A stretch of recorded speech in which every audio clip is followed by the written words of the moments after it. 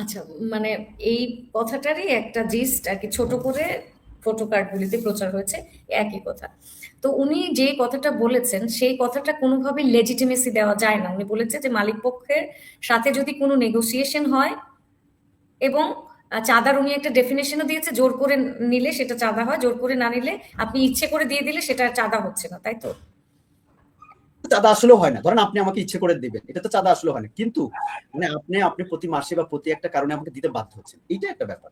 মানে আচ্ছা, আমি আপনাকে ঘুষ দিলাম, ঘুষ দিয়ে আমি আপনাকে দিয়ে একটা, আর মানে আপনাকে আমি কিছু টাকা দিলাম বড় অঙ্কে, তারপর বললাম অমুক শিল্পপতির সম্পর্কে আপনি খুব আজে বাজে একটা রিপোর্ট করবেন, যাতে তাকে ডিফেম করা, তার চরিত্র হনন করার একটা রিপোর্ট করবেন। ধরেন আপনি নিলেন, কারণ আপনি টাকা পেলে খুশি, আর আমি তাকে ডিফেম করে খুশি, টাকা দিয়েও খুশি। এটা কি নৈতিক? হ্যাঁ। অবশ্যই, বিষয়টা অবশ্যই না। হ্যাঁ, তো এখন ধরেন ভয় দেখায়নি, ধরেন পরিবহন খাতে, ধরেন মালিক সমিতির কাছে আহ, ধরেন একজন গেল একটা সুবিধার জন্য, সে সুবিধাটা দিল, দিয়ে সে টাকা লেনদেন হলো, আমি টাকা দিলাম মালিক সমিতিকে, মালিক সমিতি আমাকে একটা সুবিধা দিল। তার মানে এটা ধরেন চাঁদা না, ঠিক আছে, হ্যাঁ, চাঁদাবাজি হচ্ছে না, কিন্তু এখানে অনৈতিক অর্থের লেনদেন হচ্ছে কিনা? ধরেন অবশ্যই। ঠিক আছে, চাঁদাবাজি না, ভয় দেখিয়ে ধরেন বাট বাই আমি ডেফিনেশন আমি আপনার হইল এখানে, কিনা চাঁদাবাজি? জি, আমি ধরেন আপনার এখানে এড করতে চাই। সেটা হলো যে ধরেন যদি মালিক সংগঠন নেয়, ধরেন যে সংগঠনগুলো আছে তাদের কিন্তু নিজস্ব সদস্যদের একটা ফি থাকে। আপনার যদি মানে যদি আপনি ইয়ে করেন যে তুমি প্রতি মাসে তো ফি দিচ্ছে, অর্থাৎ মেম্বারশিপের জন্য তো একটা ফি আছে, সেই ফিটাই তো ব্যবহার করবে। আপনার এক্সট্রা অঙ্ক নেওয়া মানেই তো, যেটা আনঅফিসিয়ালি নিচ্ছে সেটা মানেই তো চাঁদা। এটা একটা হুম। ব্যাপার।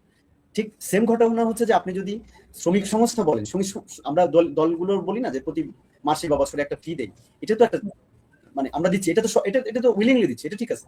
কিন্তু আপনি সেটার বাইরে টাকাটা নিবেন, এটা তো চাঁদা মানে না ধরার আসলে কোনো মানে ইয়ে নেই। মানে এটার যে কাউকে বলে যাই বলবে।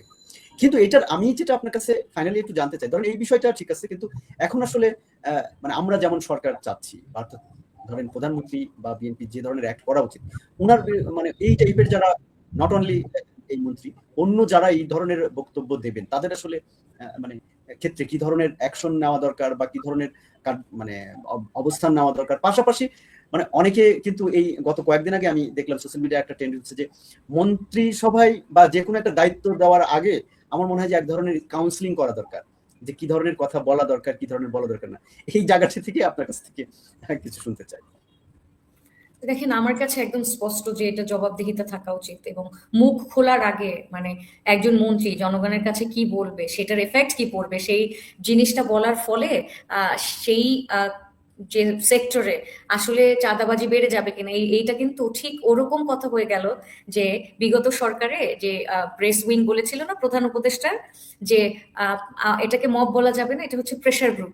উনিও ঠিক একইভাবে বলেছে যে মানে সড়ক পরিবহন খাতে বা পরিবহন খাতে মালিক শ্রমিক সংগঠনের নামে টাকা, মানে তোলা টাকাটাকে চাঁদাবাজি বলে মনে করে না সড়ক পরিবহন। তার কারণও সে বুঝিয়েছে কি, আম, সে সে যে সেটাকে আবার সে ব্যাখ্যাও দিয়েছে, তাই না? তো সে তার যুক্তি হচ্ছে যে এটা তো জোর করে আদায় করা হচ্ছে না, এটা একটা সমঝোতার ভিত্তিতে হচ্ছে, সেজন্য এটাকে চাঁদা বলা যায় না। এখন ওই গত সরকারের হিসেবে দীর্ঘদিন ধরে মানুষ অনেক নিপীড়নের মধ্যে ছিল, অত্যাচারের মধ্যে ছিল, মানুষ সে ফ্রিডম অফ স্পিচ ছিল না, যার ফলে মানুষ ভাঙচুর করছিল, মব ফর্ম করে সবাইকে যাকে খুশি তাকে মেরে ফেলতে পারছিল, পুলিশ জ্বালিয়ে পুড়িয়ে দিচ্ছিল, মৃতদেহ জ্বালিয়ে পুড়িয়ে দিচ্ছিল। এগুলো মব না, এগুলো হচ্ছে প্রেশার গ্রুপ। এই এই কথার সাথে এই যে পরিবহনে এই কথার খুব একটা কি নীতিগত পার্থক্য আছে? নেই, আমার হিসেবে নীতিগত তেমন কোনো পার্থক্য নাই। কারণ এইখানে আপনার মিউচুয়াল আন্ডারস্ট্যান্ডিং এ যে ঘুষ আদান প্রদান হয় সচিবালয়, বা ঘুষ সম্পর্কে আপনার সাথে যে আমি আলোচনাটা করেছি, এখন সেগুলো তো মিউচুয়াল বেনিফিটই হয়। যে আপনি ঘুষটা দিচ্ছেন, আপনি আমার ধরেন প্রমোশন লাগবে, আপনি আমাকে বা ট্রান্সফার করে দেন, আপনাকে আমি এত টাকা দিব, এটা কি মিউচুয়াল বেনিফিটে হচ্ছে না? আমরা এটা মিউচুয়াল কনসেন্টে করছি না নাকি? সমঝোতার ভিত্তিতেই তো হচ্ছে। তাহলে জি, জি। সমঝোতা করলেই তো সেটা সহি হয়ে যায় না, রাইট হয়ে যায় না, লেজিট হয়ে যায় না। তো এখন আপনি জিজ্ঞেস করেছেন যে এই ক্ষেত্রে কি হওয়া উচিত।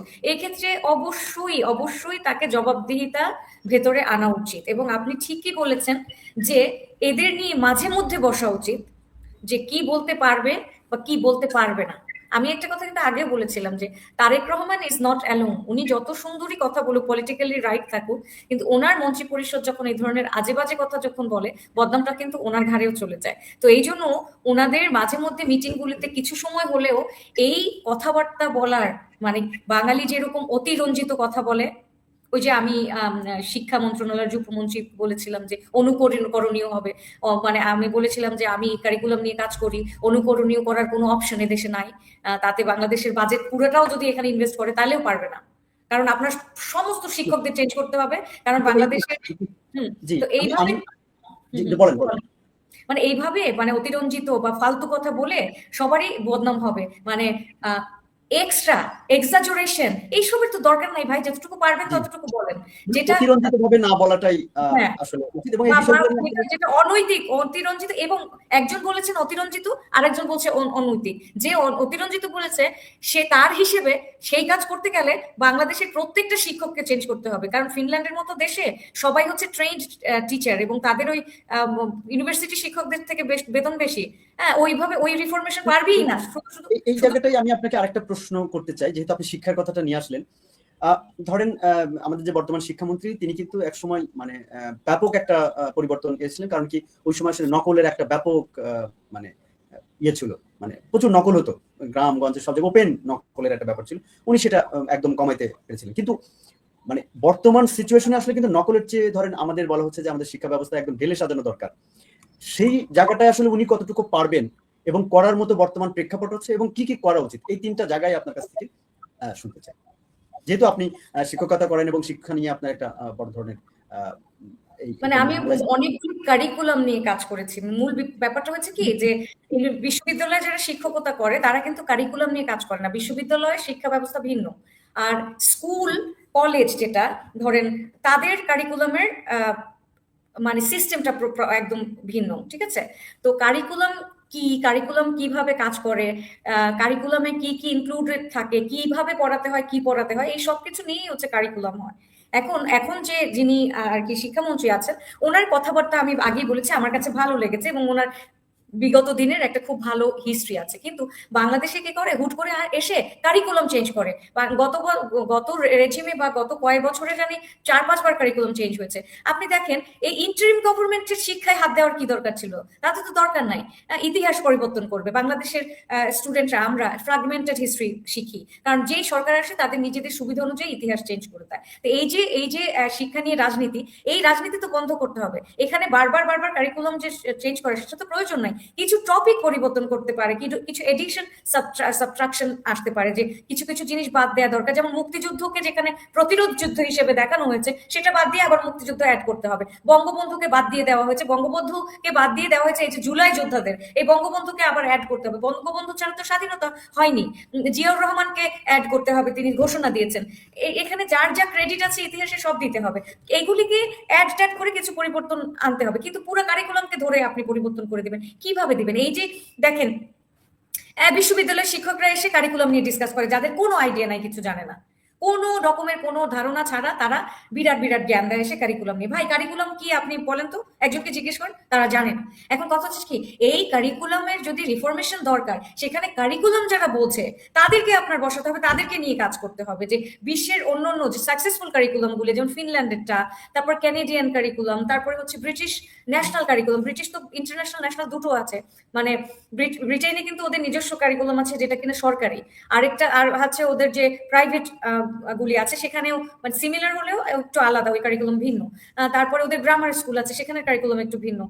তারপরে আপনার দেখবেন যে জাপানিজ কারিকুলামটা, সেটা খুবই সাকসেসফুল এবং ভালো একটা কারিকুলাম। এরকম বিভিন্ন দেশের অনেক সাকসেসফুল কারিকুলাম রয়েছে, সেগুলির আদলে তৈরি করা। এখন সেগুলোর আদলে যেভাবে শেখ হাসিনা গভর্নমেন্টের সময় চেঞ্জ করেছিল, খুব ভালো একটা কারিকুলাম ইন্ট্রোডিউস করেছিল, কিন্তু বাংলাদেশের মানুষকে বোঝাতে ওনারা সক্ষম হয়নি। বাংলাদেশের মানুষ তো বোঝে না, কিন্তু এটা যে ডেলিভার করবে মন্ত্রণালয়, যে ডেলিভার করবে মন্ত্রণালয় তো নিজেই বোঝে না, কারণ মন্ত্রণালয় বসিয়ে রাখে কাকে জানেন?